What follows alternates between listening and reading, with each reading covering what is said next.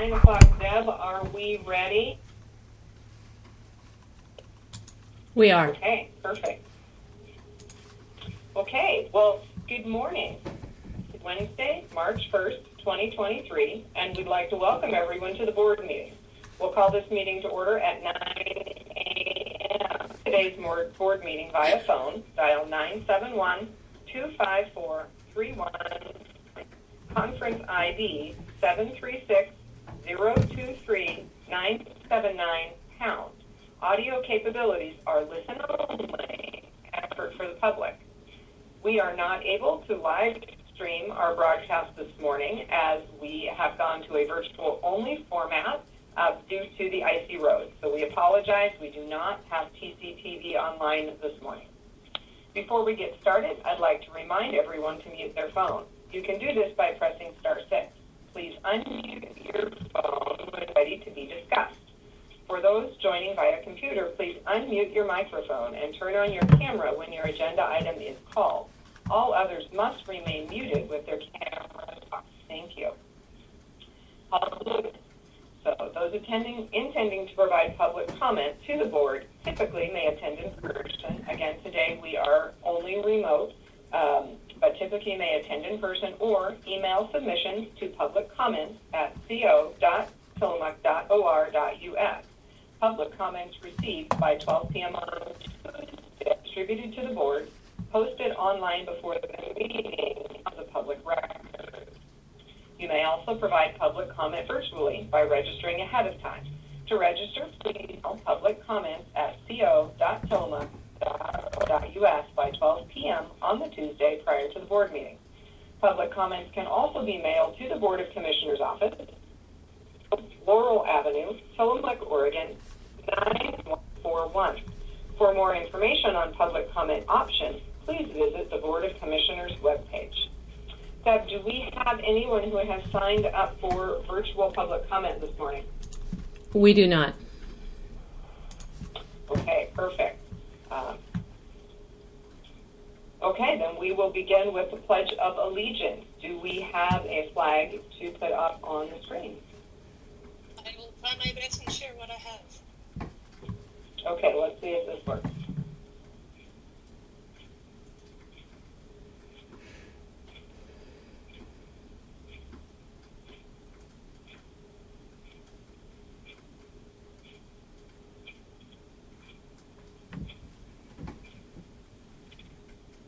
Do you see a flag? Not yet, but I see that there it is. I do see it. Commissioners, do you all see it? And Commissioners, if you would join me in the Pledge of Allegiance. I pledge allegiance to the flag of the United States and to the republic for which it stands, one nation, under God, indivisible, with liberty and justice for all. Thank you. Okay, we have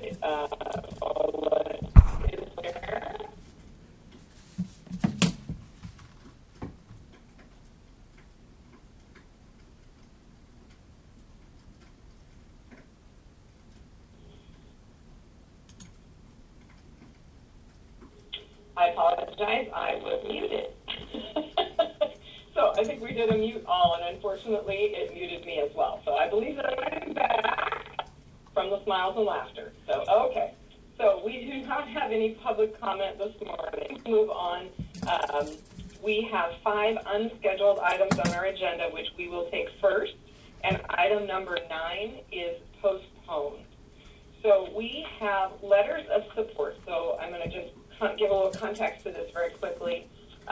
We have the congressionally directed spending opportunity that has been opened by our federal senators and we, as the county, which you will hear about, submitting.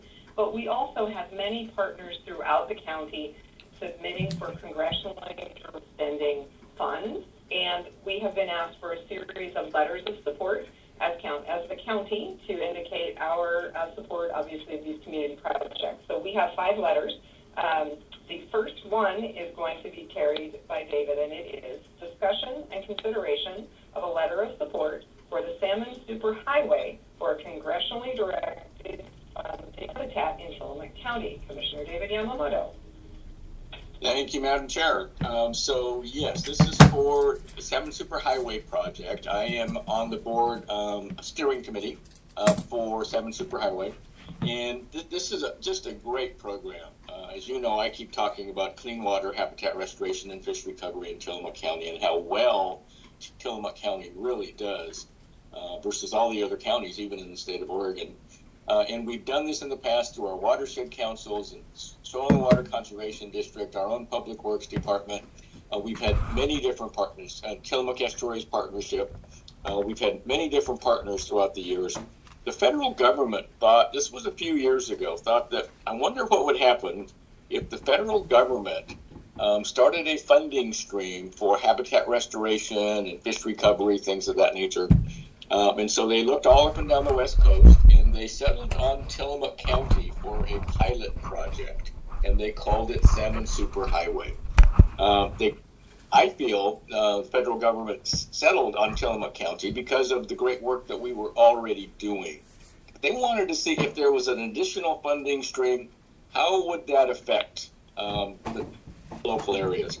So the Salmon Superhighway has been working actively in Tillamook County for a number of years, almost a decade, and they have been doing just terrific work in partnership, again, with our Public Works Department and TEP, Nestucca-Neskowin Sand Lake Watershed Council, and many others, and doing just a great job. So they continue to be funded. As a matter of fact, we did hear a few months ago that the federal government was planning to try another pilot project, probably in Coos County, which is terrific. So this is their request to support 7 Superhighway in their federally funding. What do you call that? Congressionally directed spending. Congressionally directed funding request. Thank you very much. And so I am a huge supporter of 7 Superhighway. They do terrific work in Tillamook County, and I would ask your support on this letter of support. Thank you. Commissioner Bell, comments or questions on this letter? I am fully supportive of the request and grateful for all the work of the Salmon Superhighway in our county and on the coast. Excellent. I am in agreement. I think we are ready for a motion. Madam Chair, on consideration of a letter of support for the Salmon Superhighway for a congressional directed funding request for fish habitat in Tillamook County, I would move approval. I second. We have a motion and a second. Is there any further discussion?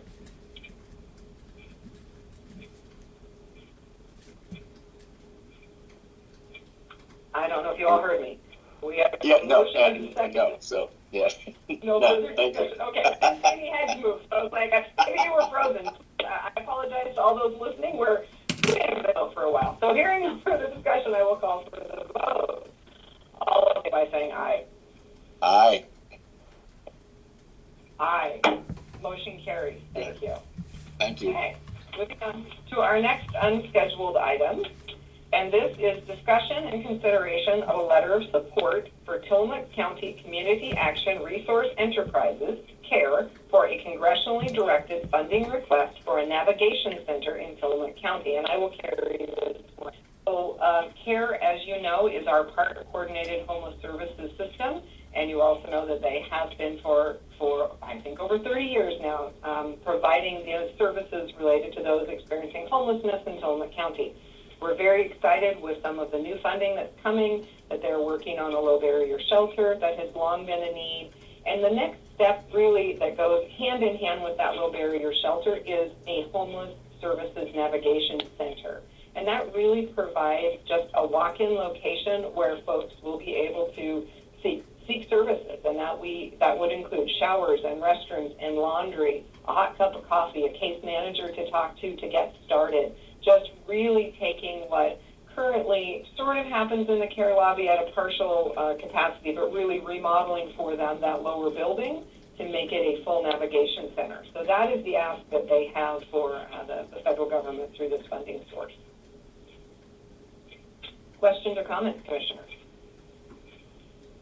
Commissioner Bell, I'll start with you, so I don't get confusion. That would be great. It would be a great resource. In the last storm, I was talking to Michelle Wayne, who works for CARE, and she was organizing the warming center response, and she was telling me about how after the warming center closes in the morning, which is at First Christian Church, then they open the lobby of care so people can come over and get some coffee and really access resources. And so I imagined the lobby of the office filling up with cold people. And so this would really be a wonderful service for us to have in Tillamook. Thank you. Commissioner Hamilton, you're muted. Not used to this virtual stuff, so I apologize. As you know, Commissioner Scarr, as the former executive director of CARE, you've set up many of these programs, and it's hard to say, but it's needed in Tillamook County. We don't like to think that we have a homeless population and people really in need, families in need, things of that nature. So CARE provides a great service for Tillamook County. And I appreciate all they do, and I'm in absolute support of this funding request. Perfect. I think we are ready for a motion. Madam Chair, in consideration of a letter of support for Tillamook County Community Actions Resources Enterprise for a congressional directed funding request for the Navigation Center in Tillamook County, I would move approval. I second. We have a motion and a second. Is there any further discussion? Hearing none, I will call for the vote. All of those in favor, please signify by saying aye. Aye. Aye. Motion carries. Thank you. Okay, our next item is discussion and consideration of a letter of support for the Tillamook County YMCA for congressionally directed funding request for a free after-school youth center in Tillamook County. And I will carry this one as well. Kaylin Cisco from the YMCA reached out and let us know that he had been working with Betsy Emery over the last year. They had been talking about the opportunity potentially to purchase the bowling center here, which is for sale, as we all know, and to turn that into a free after-school youth center. And it would maintain, I believe, half of the bowling lanes as a bowling center so that we wouldn't have to lose that in Tillamook County. There are some very committed bowling team members here that would hate to see it go. And so it's just a kind of a win-win for the community because it would keep that for community members, but would also provide an after-school space for all kids. You don't have to be a member. You don't have to pay anything. And there would be programming with help with homework, with fun activities, supervision, just a great place for kids to be. So that is their congressionally directed spending request that they hope the county would be in support of. So I would take comments from commissioners. Commissioner Val. I think this would be wonderful. I talked to Kaylin about it yesterday also, and I think it's a wonderful vision. I know plenty of people who love bowling, and so I think it's terrific that part of it would be retained as a bowling alley, but the idea that local kids, Tillamook kids, would have a place to go after school and be with other kids that's safe and supported is just, it's a dream. So I'm fully supportive of this. As am I. Kaylin does just a terrific job, and so he's involved in so many things throughout the county. I mean, he's just a ball of fire, and when he sets his mind on something, invariably, I'm just so much in support of his thinking process and what he wants to do for all the residents of Tillamook County, and I think this is great. I also fully support this request. Perfect, thank you. As do I. So I think we are ready for a motion. Madam Chair, in consideration of a letter of support for the Tillamook County YMCA for congressional directed funding request for a free after-school youth center in Tillamook County, I would move approval. I second. We have a motion and a second. Is there any further discussion?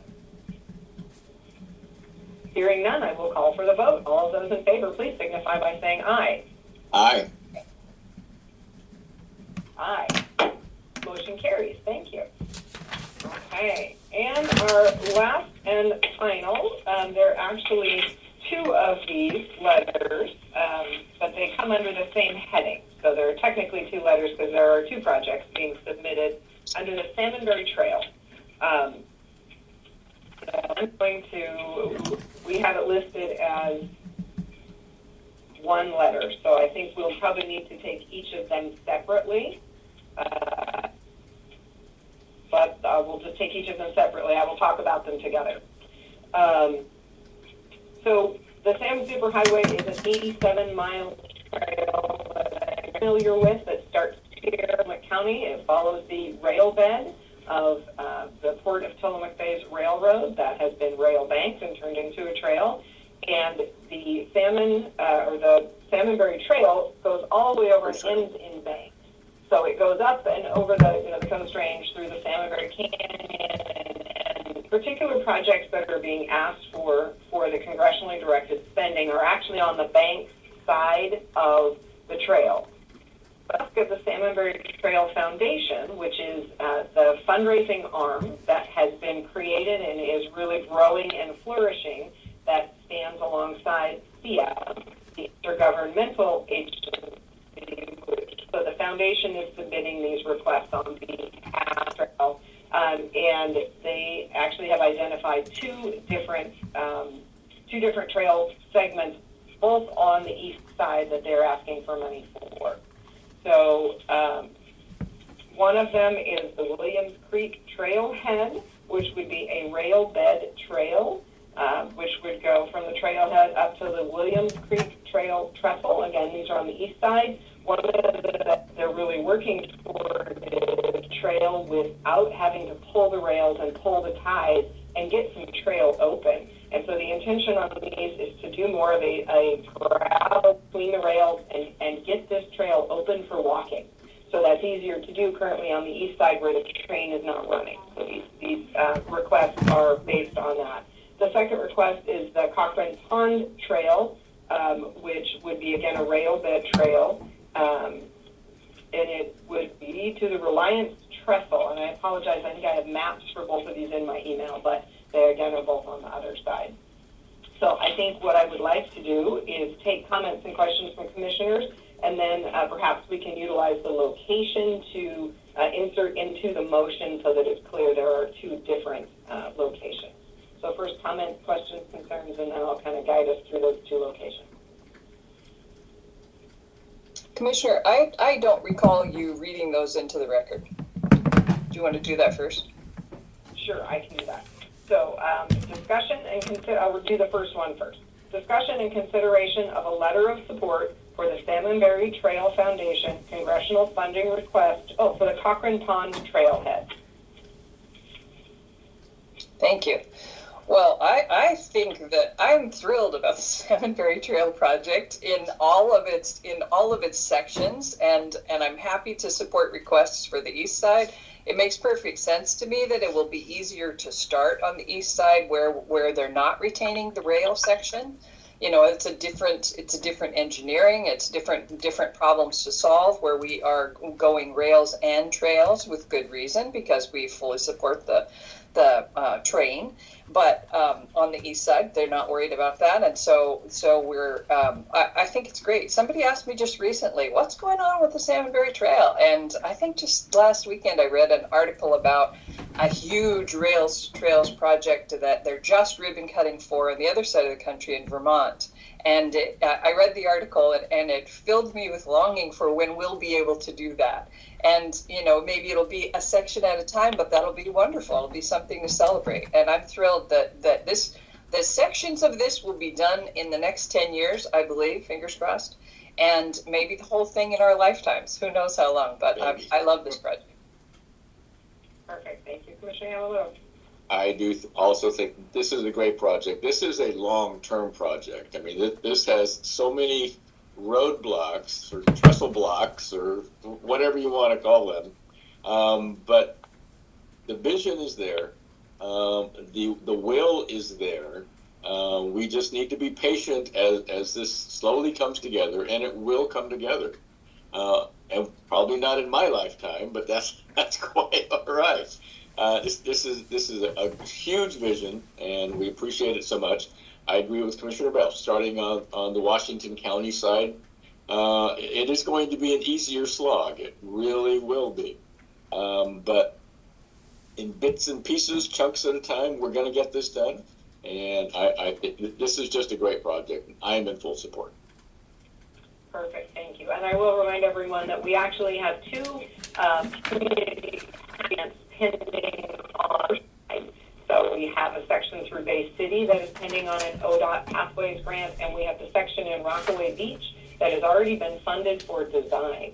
So although these particular grants are on the east side, there has been also started on the west side. So I think that, as you say, this trail will be built in sections and little bits as funding matches up the opportunity to build. So I think this is a great opportunity to build. So if we're ready, I would take a motion for that first letter. Thank you, Madam Chair. And just for the record, on my agenda, the Cochrane Pond Trailhead was the last item, but since you read that into the record, I will follow that schedule. So, Madam Chair, in consideration of a letter of support for the Salmonberry Trail Foundation congressional funding request for the Cochrane Pond Trailhead, I would move approval. And I second. We have a motion. Is there any further discussion?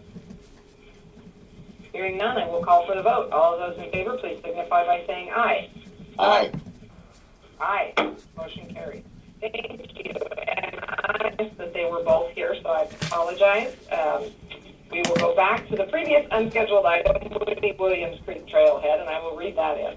So discussion and consideration of a letter of support for the Salmonberry Trail Foundation for a congressional directed funding request for the Williams Creek Trailhead. Commissioners, any more comments or questions?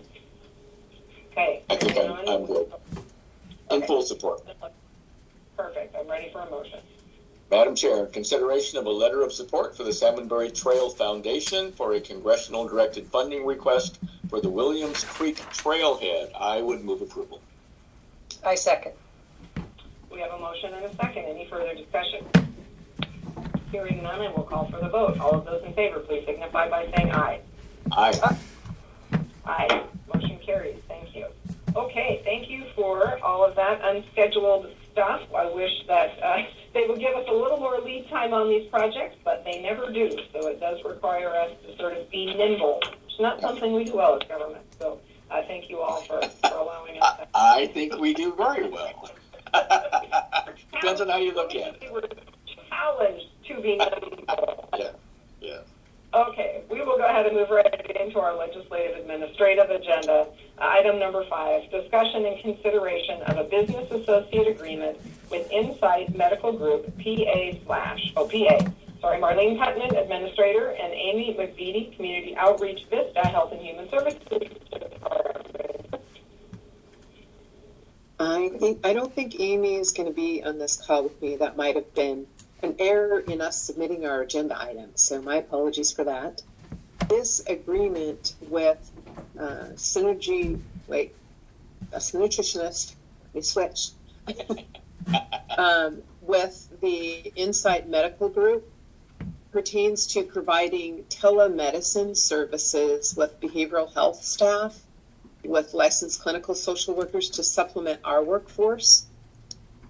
So this agreement, the first portion of it, the business associate agreement, pertains to an agreement that's required when you share protected health information with another organization that's providing services for your patient population. So it's a standard agreement that is required, expected, should be in place when we work with folks that serve our patient population. So this agreement goes hand in hand with the services agreement, but we enter them as two separate agreements.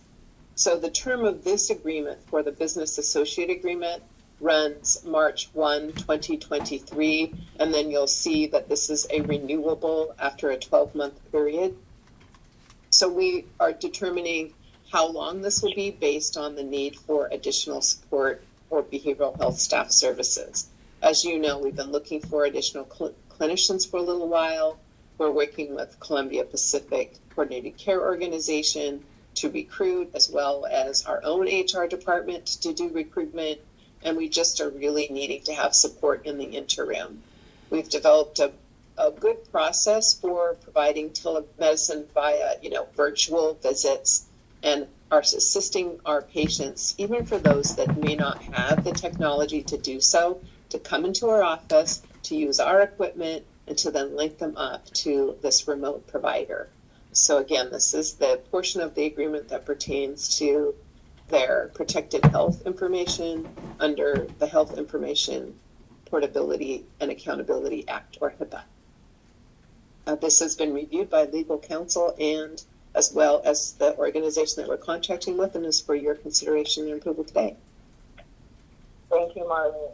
So I apologize, I got kicked off one telephone and back on the other telephone, but hopefully technology is not my friend this morning. So anyway, questions, commissioners?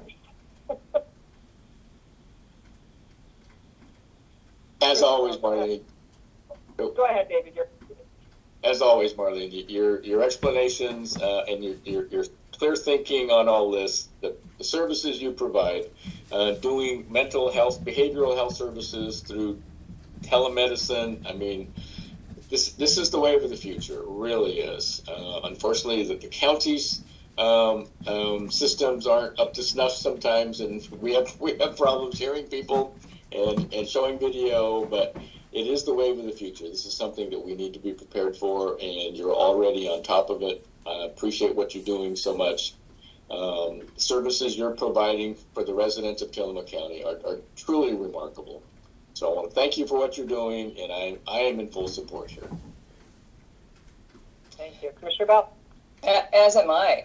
I think telehealth is the right direction for us to go in. It's the future, and in many places it's the present. I think I've personally used telehealth. It works great for things that you just need to talk about.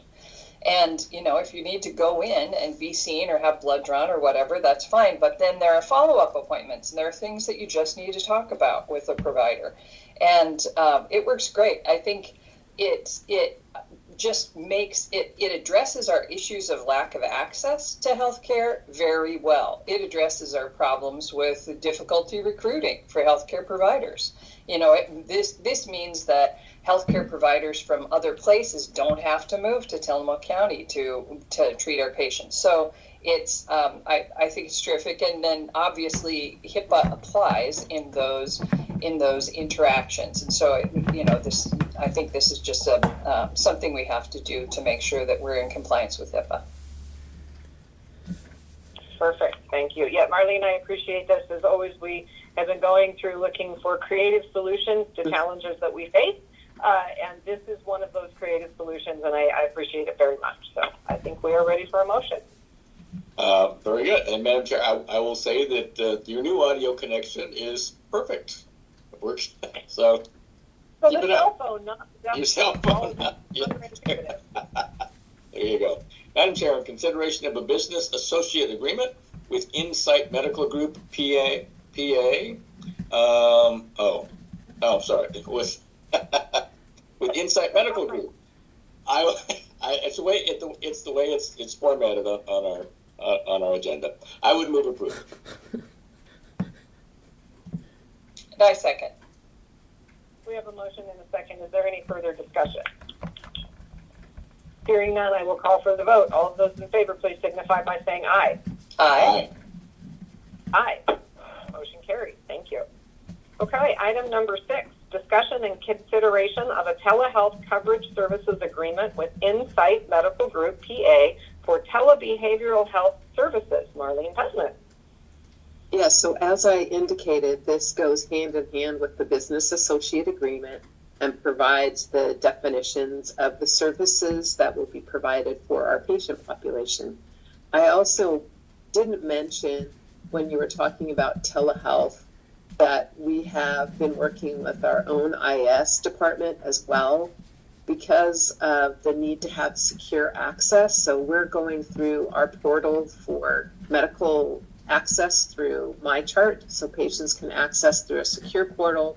IS is making sure we have the right links, and so people should know that it's very secure if you're accessing either, we work with Brightsite for psychiatric services. We also have a provider for medical that is remote, and we use MyChart to access that, or through our OCHIN Epic medical record system secure portal.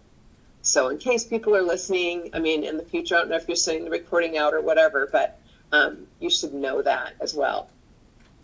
This agreement actually has a term of 1 year starting February 1 of 2023, running through January 31 of 2024.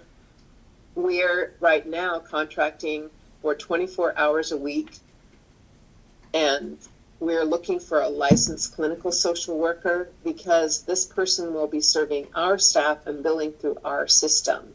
So just so you know, there's different types of agreements out there where you basically refer your clients to another organization, and then it's difficult to do care coordination, follow up to get them to medical visits, follow up for preventative care reminders and the like.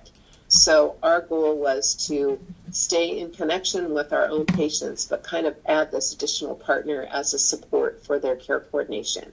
So we're still handling the billing side of it and still handling the coordination of their care. And we can take these services back over should we want to with our own hybrid telemedicine or staff to provide the services when we're able to secure those positions, or do both. So yeah, this is a 12-month contract for 24 hours a week, and we're working with this organization to identify a staff person who is the best fit for us. So that's also a nice part of this, looking at our patient population and what they need. The other terms of the agreement are somewhat standard to what you're used to seeing in contracts. So the difference here for us is that we're looking at an hourly rate that we pay regardless of if they see people or not. So we're paying for 8 hours a day for those 3 days, or we can, vary it to a little bit more than that. But whether we get those patients scheduled, whether they show up or not, we're paying for that time. So it's incumbent upon us to make sure we do a good job of scheduling and reminders, and that happens. People have unforeseen circumstances or even things that just come up like weather where you have to cancel appointments. So this agreement will allow us to operate much as we do now with this additional partner for the next 12 months at 24 hours a week. This also has been reviewed by legal counsel, and it's here for your review, approval, consideration and approval. Perfect. Thank you, Marlene. Commissioners, questions or comments? I think I'm good. And again, this is a great thing to happen for Tillamook County. Kind of takes us into the future, which is good and bad, but mostly good. And Marlene, again, I appreciate what you do. I'm fully supportive, and I would be willing to bet that you'll quickly fill those 3 days. So this seems like a great approach. I agree completely. I think that the services that you have added relating to the behavioral health have been very, very powerful for our community, and I'm pleased that we'll be able to continue to have that through the telehealth. So appreciate that. Okay, I think we're ready for a motion. Madam Chair, in consideration of a telehealth coverage services agreement with Insight Medical Group PA for telebehavioral health services, I would move approval. I second. We have a motion and a second. Is there any further discussion? Hearing none, I will call for the vote. All those in favor, please signify by saying aye. Aye. Aye. Motion carries. Thank you.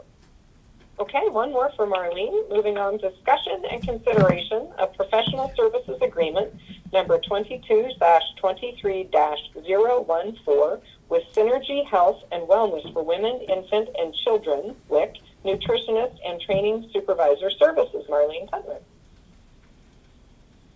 You have been hearing about our search for a nutritionist to provide services for our WIC clients and others for over a year. So we're contracting with Synergy Synergy Health and Wellness to provide those nutrition services. And you'll see that the contract amount here is for $30,615. And the term of this agreement is from February 1, 2023 through January 31. We're looking at, of 2024. I'm trying to remember what the total number of hours, they're in the scope of work on the attachment, but our original expectation was that it would be about 10 hours in 1 week. So there's wiggle room for some days, some weeks when we may not have it, or days when we may need more. So that is what we anticipate in the agreement now. We'll continue to look. This isn't new, actually. Nutritionist isn't a new challenge to try to fill, because of a pandemic or something. This has just been an ongoing one for years, I think, even since when I first started. So this is another kind of creative solution to allow us to cover those important services for the infants, children, and families that are involved in the WIC program, and allow us to make sure they get the appropriate nutritional support they need. So again, this is here for you today for your review, consideration, and approval. Perfect, thank you. Questions or comments, commissioners? Another great service provided by Community Health to the residents of Tillamook County. How can you say no to something like this? Again, you're doing a great job, Marlene. Thank you. I fully support WIC for mothers, infants, and children, and also your solution to filling this nutritionist position. So I hope it works out beautifully. Excellent, and I am in full agreement as well. WIC is such an important program for people in our community, and this is, again, creative solutions. That's what we're about, to making sure that these basic, critical, most important services can continue to happen. So I think we are ready for a motion. Madam Chair, in consideration of a professional services agreement number 22/23-014 with Synergy Health and Wellness for women, infant, and children nutritionist and training supervisor services, I would move approval. I second. We have a motion and a second. Is there any further discussion? Hearing none, I will call for the vote. All of those in favor, please signify by saying aye. Aye. Aye. Motion carries. Thank you. All right. Thank you so much, Marlene. Thank you. Bye. Thank you. Okay. Moving on to item number 8, discussion and consideration of a resolution in the matter of proclaiming March 2023 as Problem Gambling Awareness Month. We have Janine Krongos, the prevention coordinator, with us, and possibly Frank County-Williams, executive director, both of Tillamook Family Counseling Center. Good morning, Janine. Good morning, commissioners. Thank you for having me. Today, Frank will not be joining us, and I want to thank you all for your consideration of this resolution request. So I'm here today to discuss the matter of proclaiming March as Problem Gambling Awareness Month in Tillamook County. The month of March is nationally recognized as Problem Gambling Awareness Month. And this month is a great time for community members, local organizations, and also healthcare providers to promote problem gambling prevention and treatment, and also promote screenings for problem gambling. Problem gambling can be described as anytime somebody's gambling is negatively affecting their lives or the lives of others who are close to them.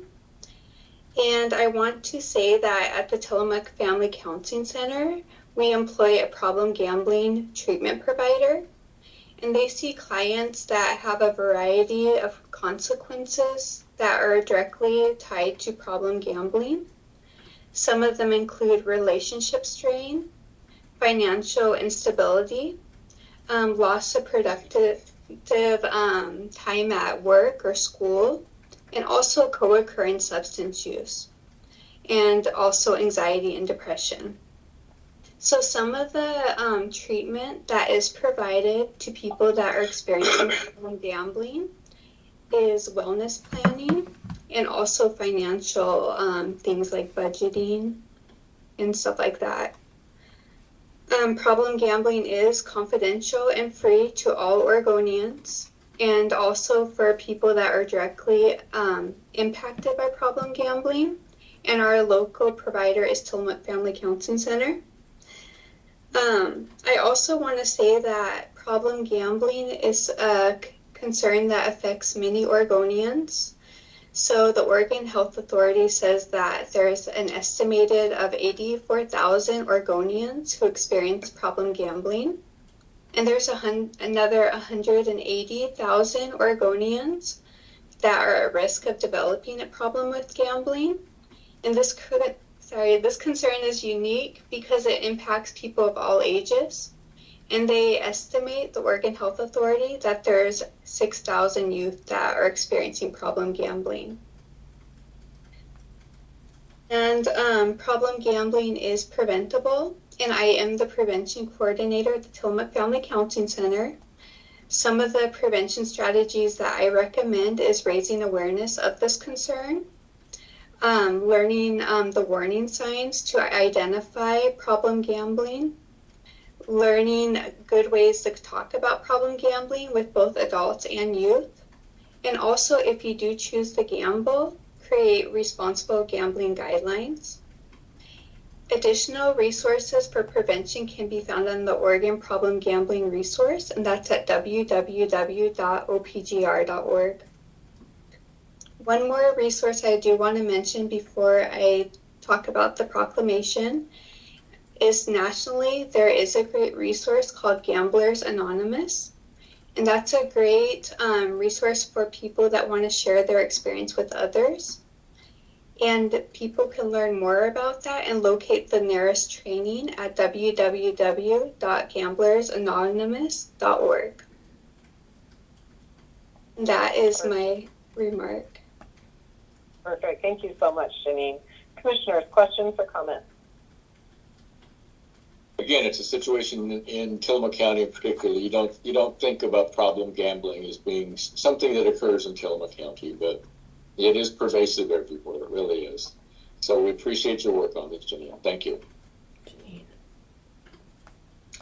I'm glad to have you here again, Janine, bringing this proclamation. I recall our conversation about it last year, and it's very interesting. Problem gambling is very interesting and impactful. It has a huge negative impact in our communities. I was thinking while you're talking about early in my professional career, I was an alcohol and drug counselor, which is where I learned about problem gambling because, as you said, they often go hand in hand.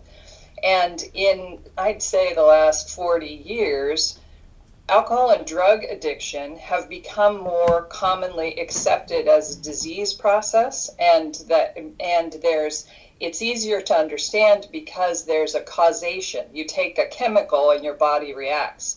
But with gambling, it's confusing because you don't take a chemical. However, as I understand it, for problem gamblers, for addictive gamblers, when they start gambling, their brain itself produces the chemical to which they become addicted. And so that's fascinating, and it doesn't happen to everybody. So I think I remember, these aren't current statistics, so please correct me if I'm wrong, but I remember reading that among all the addictions, gambling had the highest percentage of suicide attempts because people just destroy their lives financially and, take out second mortgages, lose their houses, lose their children's, savings accounts, et cetera, et cetera.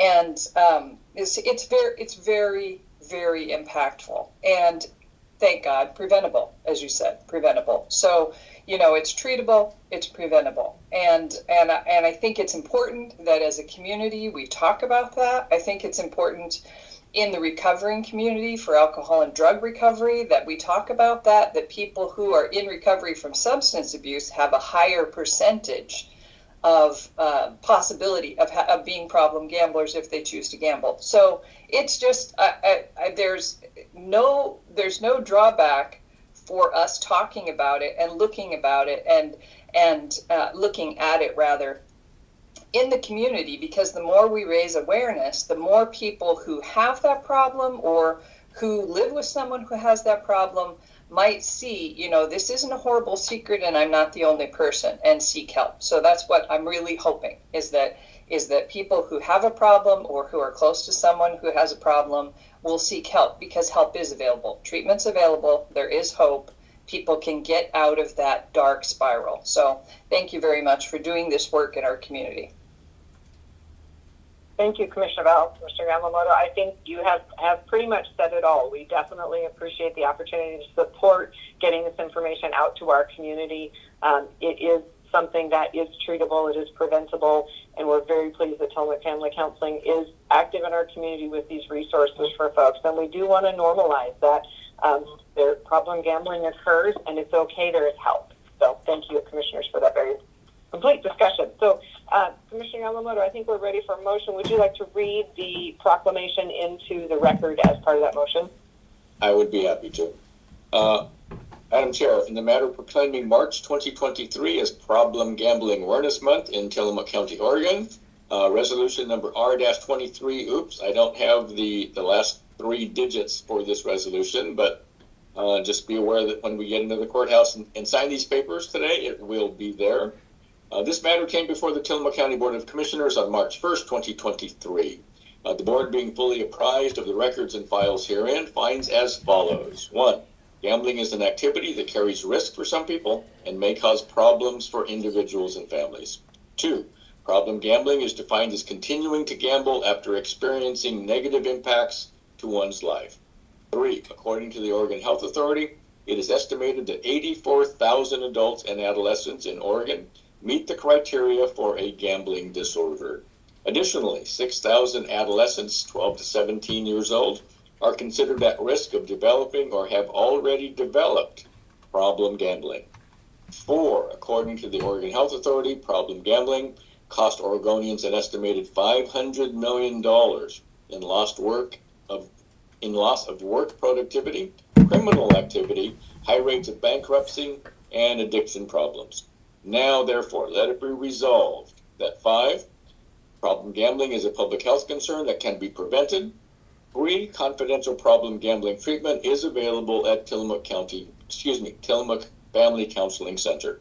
6, to learn more about local problem gambling treatment, call 503-842-8201. To learn more about free and confidential treatment, call the Oregon Problem Gambling Resource, OPGR, helpline at 1-877-MY-LIMIT, which is 695-4648, and online at oprg.org. So, Madam Chair, in consideration of a resolution in the matter of proclaiming March 2023 as Problem Gambling Awareness Month, I would move approval. I second. Thank you. We have a motion and a second. Is there any further discussion? Hearing none, I will call for the vote. All of those in favor, please signify by saying aye. Aye. Aye. Motion carries. Thank you. Okay, thank you so much, Jeannie. Appreciate you taking that. Okay, item number 9 has been postponed, so we will move on to item number 10. Discussion and consideration of a 2023/25 capital funding request to the state of Oregon for the Shiloh Levee Rehabilitation Project. We have Rachel Haggerty, Chief of Staff. Good morning, Rachel. Good morning, Commissioners. Last week I presented and you approved a $1 million request to fund the Shiloh Levee through the state's Special Public Works Fund. So that is currently under review. Today is a request to the Legislative Fiscal Office, a request that Representative Javity will be carrying along with Senator Weber during this legislative session. The ask is for $1,267,000, does not have any match. This will be combined with our ask of our congressionally directed spending request, which I'll be talking about in the next agenda item. So with the Business Oregon request, this Legislative Fiscal Office request, our federal request, and an allocation of $25,000 coming from the county out of the mitigation fund, which there is sufficient funding for. The total project cost comes to almost $4.6 million, and that includes engineering, permitting, and construction. If all the funding is realized, we could construct this by the end of 2024. So this is ready for your consideration, and if approved, I would send to Senator Weber and Representative Javity this afternoon. Perfect. Thank you so much. Questions and comments, Commissioners? I tell you, Rachel, that's just quick work on this. We've had 2 projects on the top, number 1 and number 2, of our federal priorities list for decades, it seems, in just a long time. We finally got number 1 taken care of last year. $68 million came in from the federal government to help us reconstruct and extend the South Jetty on Tillamook Bay, Port of Garibaldi. That was a long time coming, but as they say, good things come to those who wait and continue to prod. And that's what we needed to do. There was great loss of life that occurred in the jetty over the past couple of decades. So that one got funded fully, and we're going to start construction very soon on the South Jetty. So that leaves us with our number 2 priority, which has been there again for, it seems, a decade or more. Shiloh Levee is one that Tillamook County somehow got possession of, and we now are responsible for the maintenance. The way that you put this together, because it does protect Highway 101, so the Department of Transportation can be involved, the federal government can be involved, since this was an Army Corps of Engineers project initially, and it has the potential, if it should fail, to really affect a large number of businesses in North City of Tillamook. So the way that you put this funding together from various different pieces, it looks like it's all just going to come together, which is terrific. So again, in quick order, the South Jetty, which we got funded for last year, hopefully the Shiloh, which we will get complete funding, and this is just one piece of the funding. But it's terrific. Again, I appreciate your work on this very much, and we keep our fingers crossed moving forward. Well, I'm thrilled about this project. We talked about it last week, and I'm very excited to hear you talk about the different pieces. And I'm grateful for your work, because with a huge project like this, almost $5 million, we wouldn't have been able to get all of the funding from one place. So to be able to look at it from several sources, I think is brilliant. It's the only way it's going to work. And I'm very excited. It feels like we have momentum on this project yet. Like it's within sight now. And so I think it's very exciting. It's extremely important to us. It's extremely important to life, health, and safety. It's important to economic viability for the businesses on North 101. It's important to transportation. It's important. It's very important. And so I'm really grateful for your work and hopeful. I'm hopeful. Perfect. Thank you. And I echo what my fellow commissioners have said. This project has been waiting, and it is time now for the intense energy of our fundraising opportunities to be applied to this project. And I think we have just really had some great opportunities come in front of us. And Rachel, I do appreciate the digging you did to find state funds that will go for this project to partner up with the federal funds. $4.7 million is not an easy amount of money to raise quickly, and I think you've done a great job of finding those sources. So we have our fingers crossed that all of these come through. I think, to be clear, that we may not get one of these this year. We may be starting this year and finishing this next year. So we certainly hope not. We hope that everything comes through and we get it done, and we're doing everything in our power to make sure that happens. So let's get them submitted and hope for the best on these. So I think we're ready for a motion. Madam Chair, in consideration of a 2023-25 capital funding request to the state of Oregon for the Shiloh Levee Rehabilitation Project, I would move approval. And I second. I have a motion and a second. Is there any further discussion? Hearing none, I will call for the vote. All of those in favor, please signify by saying aye. Aye. Aye. Aye. Motion carries. Thank you. Okay, continuing through our list, number 11, discussion and consideration of fiscal year 2024 congressionally directed spending requests. Rachel Henry, Chief of Staff. I have 4 projects to submit to you today for consideration. All these projects, if approved, would be submitted in the online portal by the deadline, which is this Friday, March 3rd. I'll be presenting them in order of priority.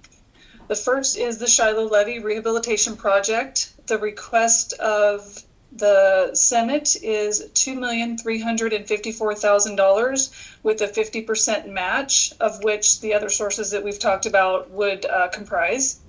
This is being submitted to the Homeland Security Committee to be funded under the FEMA pre-disaster mitigation grants. And we have, for all 4 of these projects, we have a requirement of 3 letters of support, as well as either letters from ODOT or OEM describing eligibility, confirming eligibility. So there'll be some additional support there. The second project is we're collaborating with the City of Tillamook on the City of Tillamook's wastewater collection system and treatment plant modernization and expansion. Yeah, it's a mouthful, but these are titles that'll actually go into a bill if funded, so wanted to be descriptive about it. But basically this is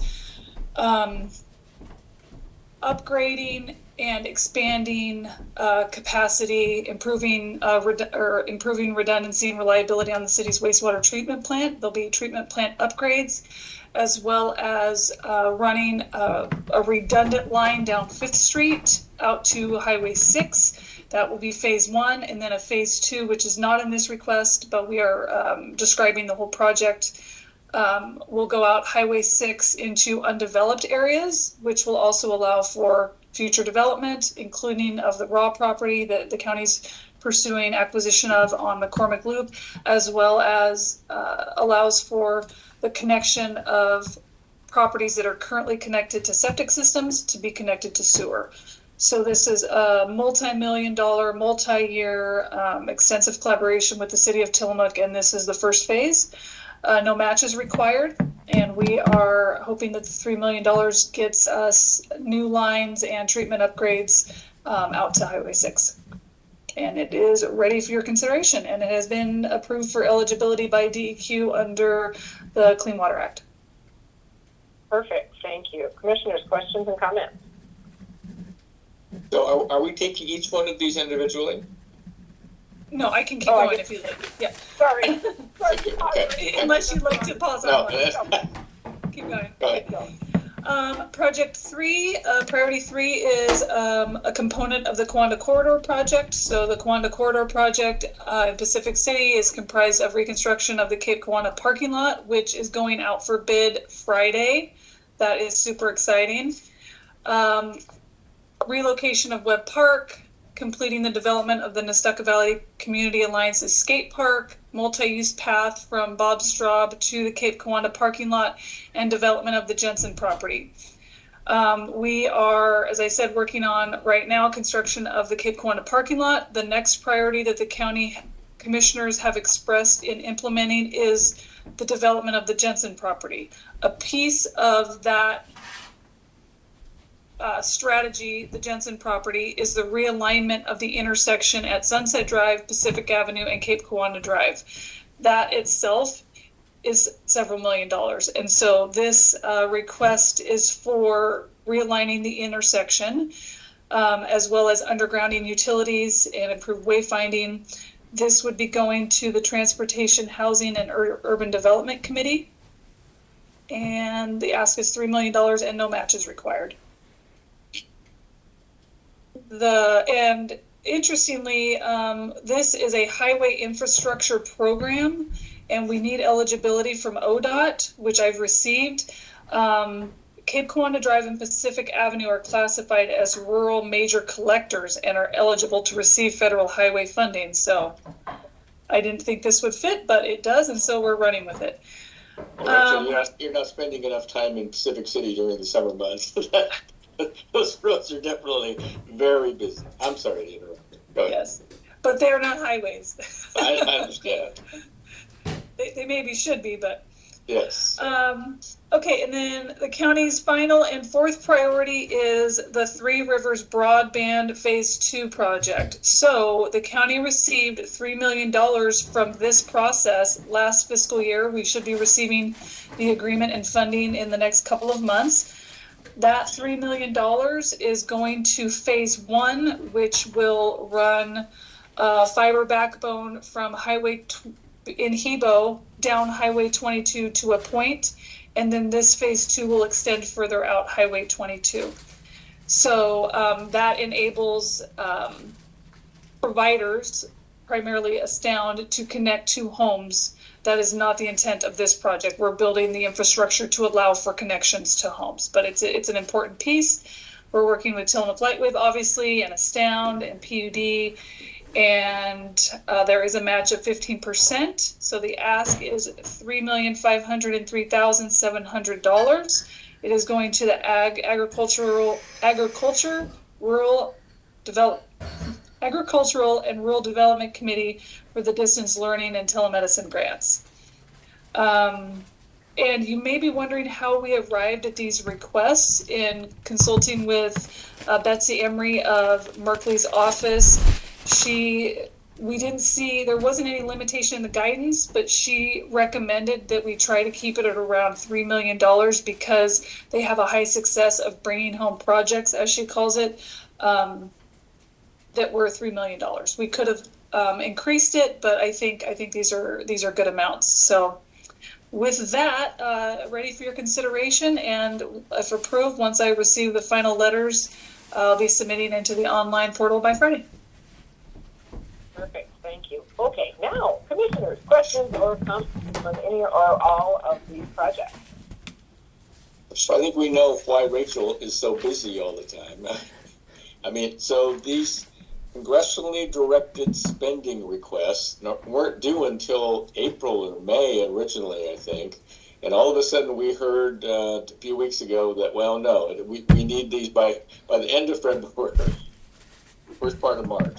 And so I know Rachel, you've been scrambling on these and having discussions with all the commissioners. We were very successful last year in the December omnibus appropriation bill. We brought almost $9 million to Tillamook County, I think, on different projects.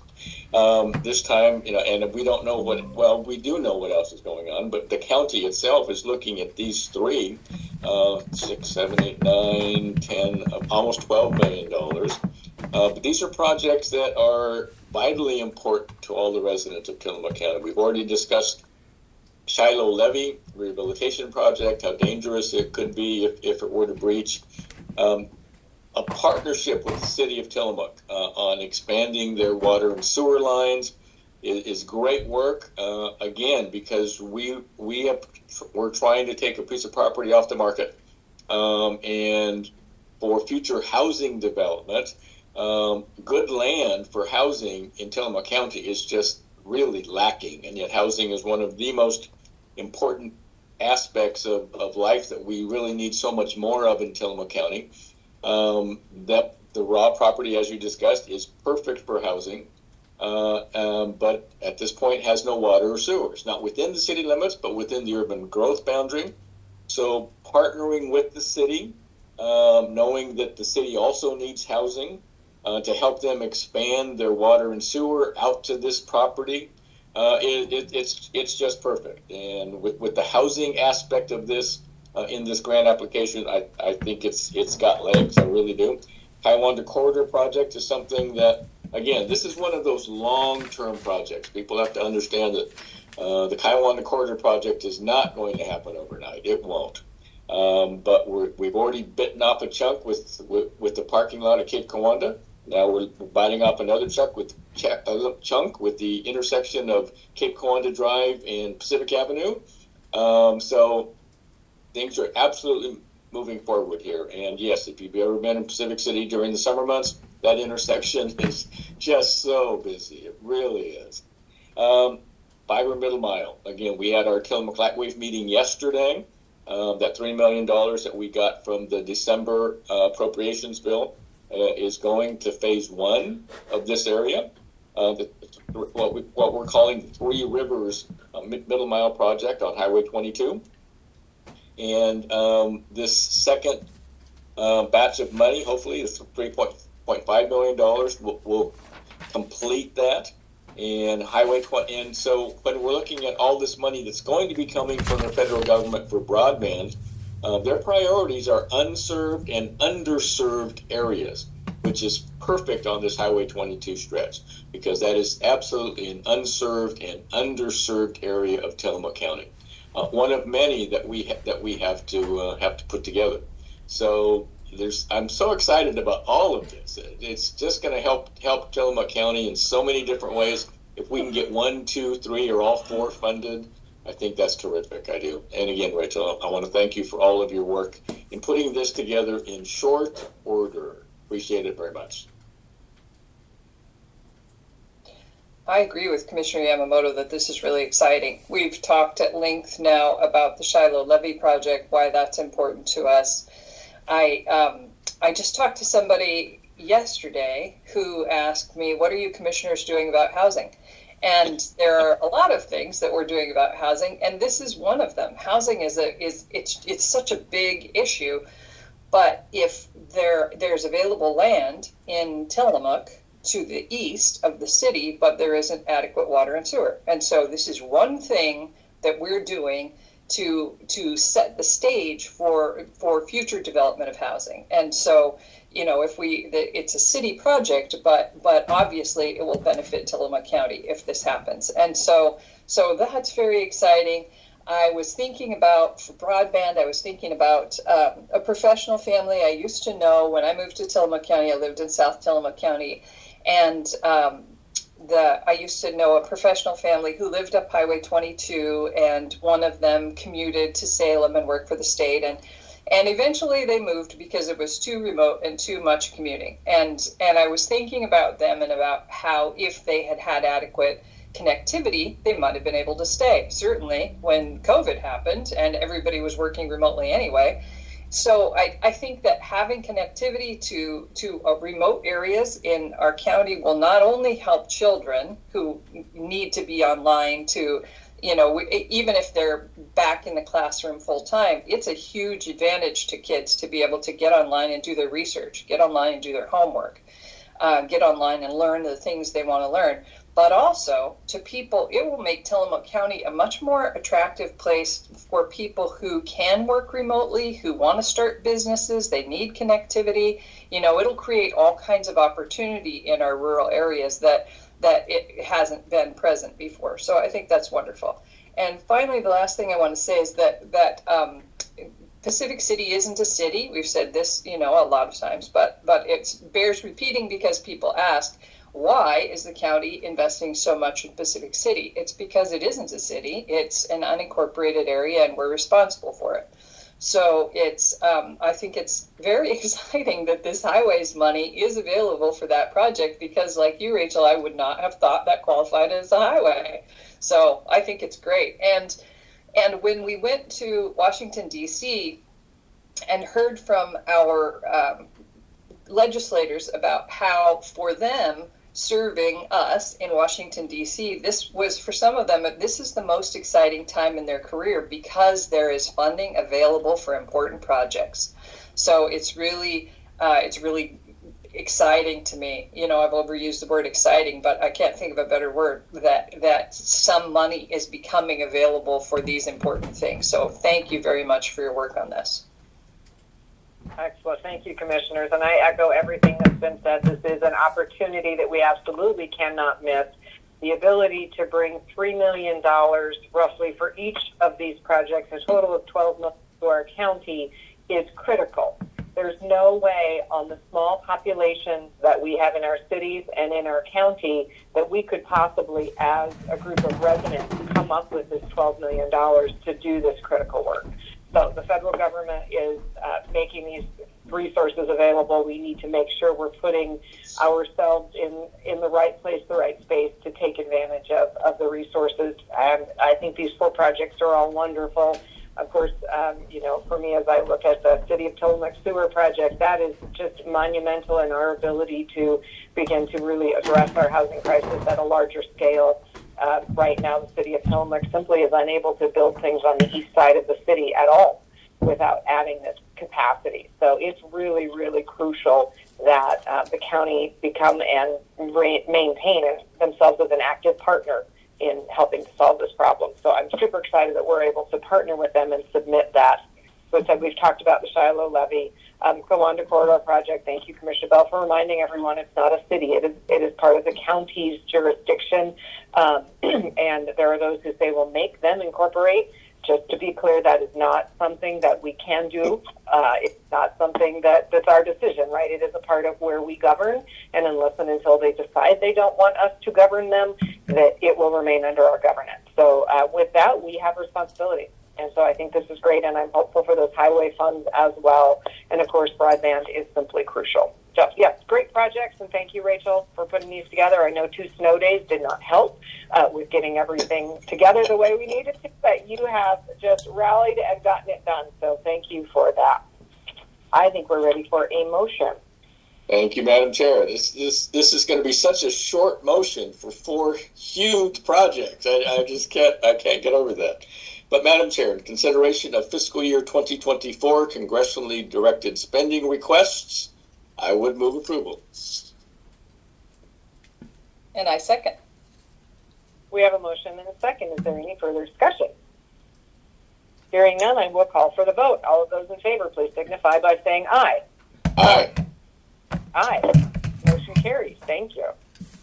Okay, moving on to item number 12, discussion and consideration of a letter of intent to purchase from Eduardo P. Miranda of tax foreclosed county-owned property previously offered at the February 13th, 2023 land sale auction, parcel number 1, Township 3N, range 10W, section 29AA, tax lot number 800. Rachel Haggerty, Chief of Staff. So I'd first like to share the results of the land sale auction that we had. We hadn't had one for quite some time due to COVID and some staffing transition. So we had one on February 13th. We offered 20 properties and we sold 12, which is the most I've ever sold in an auction. And there was the largest attendance I'd ever seen. We had upwards of 50 people at the library. So that was really exciting. The sale of 12 properties will yield $168,750. Most of these were very small properties. Some of the bigger ones did not sell at the auction. Also, all of the properties, because of their small size, in part, are sold by deed. So all of that cash we will be seeing this fiscal year, only one buyer elected to purchase on contract. So that $22,000 contract you'll be seeing at a later date, along with the tax deeds conveying the property. So this property before you today is one that did not sell, obviously, at the land sale auction. It is 0.11 acres in Manzanita. The minimum bid at the land sale auction was $80,000. Per statute, as you know, you cannot accept less than 85% of the last minimum bid price per statute. And so that value in this offer is $68,000. And Mr. Miranda is electing to exercise the opportunity to purchase this on contract. So upon your consideration today, we will collect the down payment, administrative fee, recording fees, and then present a contract to you at a later date. Okay, perfect. Thank you. Questions or comments, commissioners? Again, this is stuff. I mean, you have cleared the books so many times of properties that we've had to foreclose on. Doing a great job. This is yet another great successful land auction. This is one that didn't sell, but now is going to be sold. So again, I'm pleased as much. Thank you so much for all the work you're doing. Congratulations, Rachel, on the successful land auction. That 12 of 20 is remarkable. And congratulations to folks who won those parcels and won the bids. And to Mr. Miranda, I'm totally supportive of this issue. Perfect. And I should also add, Isabel Gilda gets a big thanks for all of her work. She did a lot of the work in preparing for this land sale auction, and it was her first one, and she did a great job. Bravo, Isabel. Thank you. Thank you. Yes, thank you, Isabel. Okay, I think we are ready for a motion. Madam Chair, in consideration of a letter of intent to purchase from Eduardo P. Miranda of tax foreclosed county-owned property previously offered at the February 13, 2023 land sale auction, parcel number 1, Township 3N, range 10W, section 29AA, tax lot number 800, I would move approval. I second. We have a motion and a second. Is there any further discussion? Hearing none, I will call for the vote. All of those in favor, please signify by saying aye. Aye. Aye. carries. Thank you. Okay, board concerns. Commissioners, is there anyone that has a board concern today they would like to talk about? Yes. Go ahead. No, I think you need to. I think you need to make sure that we get some decent weather. I mean, look at my background here, right? This is not February or March. It's not. Shouldn't be anyway. It's crazy. Yeah. My only comment. Thank you. Okay, Mr. Bell. I just want to take a minute to thank everyone who worked so hard during the huge storm we had last week. We talked about this a little bit on the radio yesterday at the community updates call, but we had heroic efforts in Tillamook County to get people safe through this storm. Heroic efforts on the part of the PUD and Tillamook Road crew, all of the city public works crews, emergency responders, and our amazing volunteers all over the county. And in North County, the EVCNB, in South County, the South County Emergency Preparedness Group, here the CARE, in Tillamook, the CARE volunteers all worked to make sure there was warm, safe shelter for people, and we're still working on Cape Lookout Road. That's the only road that's still closed from that storm because so many trees fell on Cape Lookout Road that it's taking days to get through them. It's like pickup sticks. So that may go on for a couple more days. But I'm very grateful to everyone who worked around the clock to clear our roads, plow the roads, sand the roads, restore power, clean up trees. It was a monumental effort, and also to the volunteers all over, unnamed people all over the county who helped each other. There are lots of stories, very moving stories about farmers showing up with their equipment to plow people's driveways, and really and people showing up to plow parking lots, and it's really extraordinary how our county comes together to help each other in times of need. So my sincere thanks to everyone who worked on that. Thank you, Commissioner Bell, and I would echo that as well. Tillamook County, if there's something we do exceptionally well, it's respond to disasters, because we have so many of them, but it is with heart, and it is with that heart and caring for one another, and so I share that appreciation as well. Okay, I will move on to board announcements. Commissioners will hold a board briefing on Wednesday, March 1st, 2023 at 2 p.m. to discuss weekly commissioner updates. The meeting will be held in the Board of Commissioners Meeting Room 106 in the Tillamook County Courthouse, 201 Laurel Avenue, Tillamook, Oregon. The teleconference number is 1-971-254-3149, conference ID 736-023-979. Okay, hearing nothing else for the good of the order, we will adjourn this meeting at 10:17 a.m. Thank you, everyone. Thank you.